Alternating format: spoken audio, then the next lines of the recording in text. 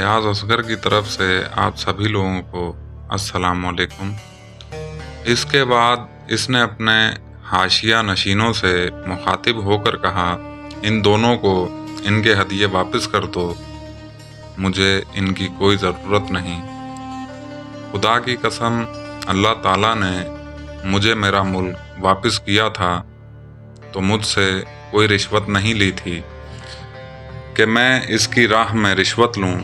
नेज़ अल्लाह ने मेरे बारे में लोगों की बात कबूल ना की थी कि मैं अल्लाह के बारे में लोगों की बात मानूँ।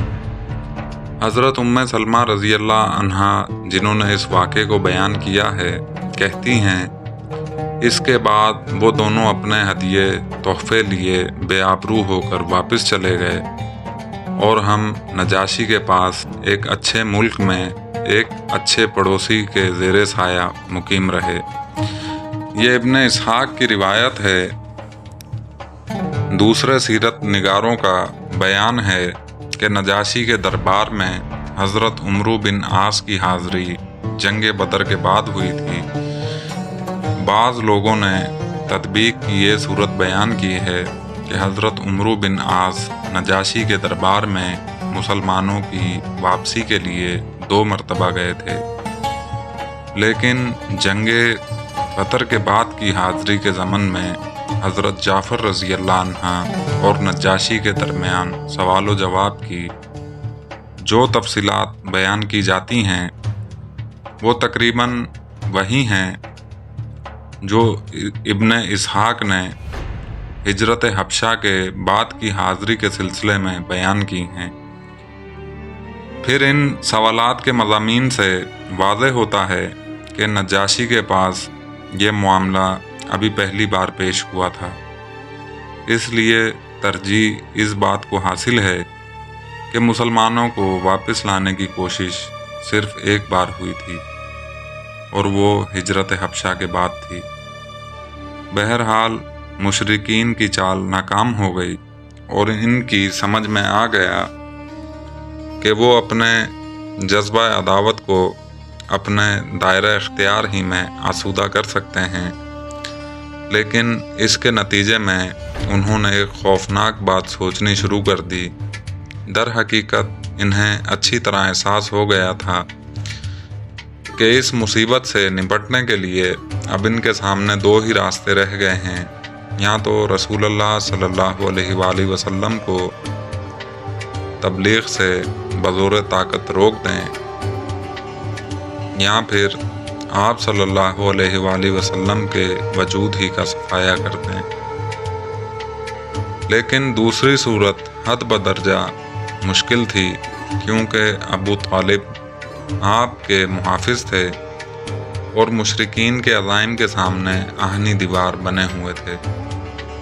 इसलिए यही मुफीद समझा गया कि अबू तालिब से 2 बातें हो जाएं। इस तजवीज़ के बाद सरदारान कुरैश अबू तालिब के पास हाजिर हुए और बोले, अबू तालिब, आप हमारे अंदर सन व शर्फ और एज़ाज़ के मालिक हैं। हमने आपसे गुजारिश की कि अपने भतीजे को रोकिए, लेकिन आपने नहीं रोका। आप याद रखें, हम इसे बर्दाश्त नहीं कर सकते कि हमारे आबाओ अजदाद को गालियां दी जाएं, हमारी अक्ल फ़हम को हिमाकत ज़दा करार दिया जाए और हमारे खुदाओं की ऐब चीनी की जाए। आप रोक दीजिए, वरना हम आपसे और उनसे ऐसी जंग छेड़ देंगे कि एक फरीक का सफाया होकर रहेगा। अबू तालिब पर इस ज़ोरदार धमकी का बहुत ज़्यादा असर हुआ और उन्होंने रसूलुल्लाह सल्लल्लाहु अलैहि वसल्लम को बुलाकर कहा, भतीजे, तुम्हारी कौम के लोग मेरे पास आए थे और ऐसी ऐसी बातें कह गए हैं। अब मुझ पर और ख़ुद अपने आप पर रहम करो और इस मामले में मुझ पर इतना बोझ ना डालो जो मेरे बस से बाहर है। یہ سن کر رسول اللہ صلی اللہ علیہ وآلہ وسلم نے سمجھا کہ اب آپ کے چچا بھی آپ کا ساتھ چھوڑ دیں گے اور وہ بھی آپ کی مدد سے کمزور پڑ گئے ہیں، اس لیے فرمایا چچا جان، خدا کی قسم اگر یہ لوگ میرے داہنے ہاتھ میں سورج اور بائیں ہاتھ میں چاند رکھ دیں گے کہ میں اس کام کو اس حد تک پہنچائے بغیر چھوڑ دوں کہ یا تو اللہ اسے غالب کر دے یا میں اسی راہ میں فنا ہو جاؤں، تو نہیں چھوڑ سکتا۔ اس کے بعد آپ کی آنکھیں اشکبار ہو گئیں، آپ رو پڑے اور اٹھ گئے۔ جب واپس ہونے لگے تو ابو طالب نے پکارا اور سامنے تشریف لائے تو کہا، بھتیجے جاؤ، جو چاہو کہو، خدا کی قسم میں تمہیں کبھی بھی کسی بھی وجہ سے چھوڑ نہیں سکتا۔ پچھلی دھمکی کے باوجود جب قریش نے دیکھا کہ رسول اللہ صلی اللہ علیہ وآلہ وسلم اپنا کام کیے جا رہے ہیں تو ان کی سمجھ میں آ گیا کہ ابو طالب رسول اللہ صلی اللہ علیہ وآلہ وسلم کو چھوڑ نہیں سکتے، بلکہ اس بار قریش سے جدا ہونے اور ان کی عداوت مول لینے کو تیار ہیں۔ چنانچہ وہ لوگ ولید بن مغیرہ کے لڑکے عمارہ کو ہمراہ لے کر ابو طالب کے پاس پہنچے اور ان سے یوں عرض کیا، اے ابو طالب، یہ قریش کا سب سے بانکا اور خوبصورت نوجوان ہے، آپ اسے لے لیں، اس کی دیت اور نصرت کے آپ حقدار ہوں گے، آپ اسے اپنا لڑکا بنا لیں، یہ آپ کا ہوگا، اور آپ اپنے اس بھتیجے کو ہمارے حوالے کر دیں جس نے آپ کے آباء و اجداد کے دین کی مخالفت کی ہے، آپ کی قوم کا شرازہ منتشر کر رکھا ہے اور ان کی عقلوں کو حماقت سے دوچار بتلایا ہے۔ ہم اسے قتل کریں گے، بس یہ ایک آدمی کے بدلے ایک آدمی کا حساب ہے۔ ابو طالب نے کہا، خدا کی قسم کتنا برا سودا ہے جو تم لوگ مجھ سے کر رہے ہو۔ تم اپنا بیٹا مجھے دیتے ہو کہ میں اسے کھلاؤں پلاؤں، پالوں پوسوں، اور میرا بیٹا مجھ سے طلب کرتے ہو کہ اسے قتل کر دو۔ خدا کی قسم یہ نہیں ہو سکتا۔ اس پر نوفل بن عبد مناف کا پوتا مطعم بن عدی بولا، خدا کی قسم اے ابو طالب، تم سے تمہاری قوم نے انصاف کی بات کہی ہے، اور جو تمہیں ناگوار ہے اس سے بچنے کی کوشش کی ہے، لیکن میں دیکھتا ہوں کہ تم ان کی کسی بات کو قبول نہیں کرنا چاہتے۔ جواب میں ابو طالب نے کہا، با خدا تم لوگوں نے مجھ سے انصاف کی بات نہیں کی ہے، بلکہ تم بھی میرا ساتھ چھوڑ کر میرے مخالف لوگوں کی مدد پر تلے بیٹھے ہو، تو ٹھیک ہے، جو چاہو کرو۔ سیرت کے ماخذ میں پچھلی دونوں گفتگو کے زمانے کی تعین نہیں ملتی، لیکن قرائن و شواہد سے ظاہر ہوتا ہے کہ یہ دونوں گفتگو 6 سالہ نبوت کے وسط میں ہوئی تھیں اور دونوں کے درمیان فاصلہ مختصر ہی تھا۔ ان دونوں گفتگوؤں کی ناکامی کے بعد قریش کا جذبہ زور و ستم اور بھی بڑھ گیا اور ایذا رسانی کا سلسلہ پہلے سے زیادہ تر اور سخت تر ہو گیا۔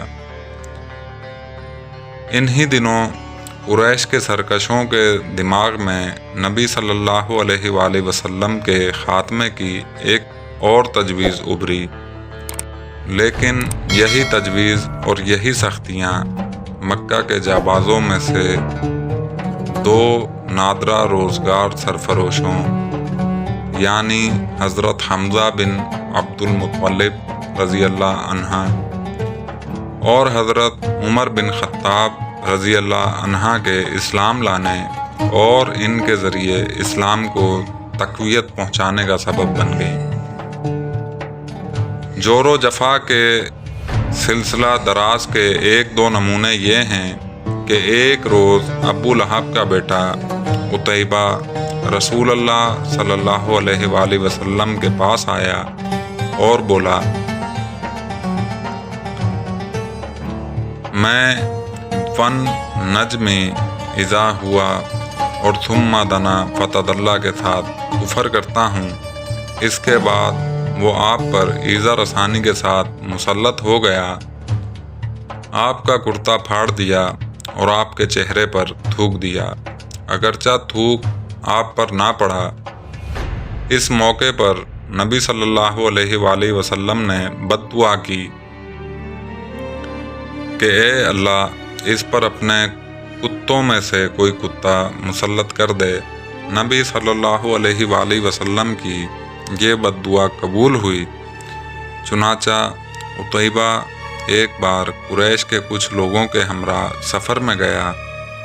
جب انہوں نے ملک شام کے مقام زرقہ میں پڑاؤ ڈالا تو رات کے وقت شیر نے ان کا چکر لگایا۔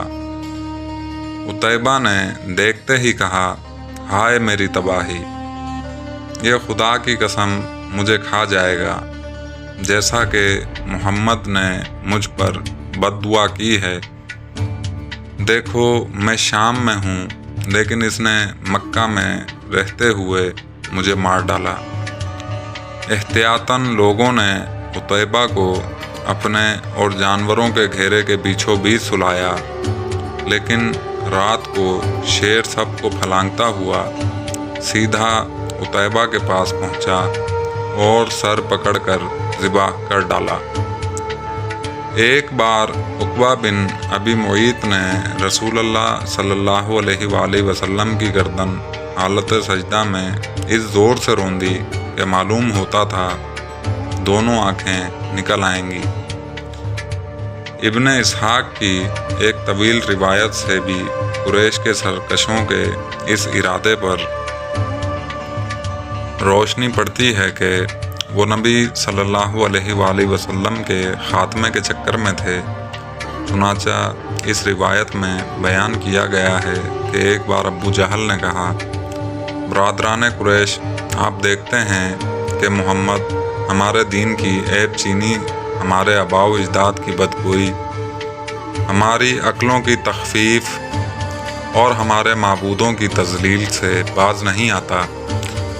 اس لیے میں اللہ سے عہد کر رہا ہوں کہ ایک بہت بھاری اور بامشکل اٹھنے والی چیز لے کر بیٹھوں گا، اور جب وہ سجدہ کرے گا تو اسی چیز سے اس کو کچل دوں گا۔ اب اس کے بعد چاہے تم لوگ مجھ کو بے یار و مددگار چھوڑ دو یا چاہے میری حفاظت کرو۔ بنو عبد مناف بھی اس کے بعد جو جی چاہے کریں۔ لوگوں نے کہا، نہیں واللہ ہم تمہیں کبھی کسی معاملے میں بے یار و مددگار نہیں چھوڑ سکتے، تم جو کرنا چاہتے ہو کر گزرو۔ صبح ہوئی تو ابو جہل نے ویسا ہی ایک پتھر لے کر رسول اللہ صلی اللہ علیہ وآلہ وسلم کے انتظار میں بیٹھ گئے۔ رسول اللہ صلی اللہ علیہ وآلہ وسلم حسب دستور تشریف لائے اور کھڑے ہو کر نماز پڑھنے لگے۔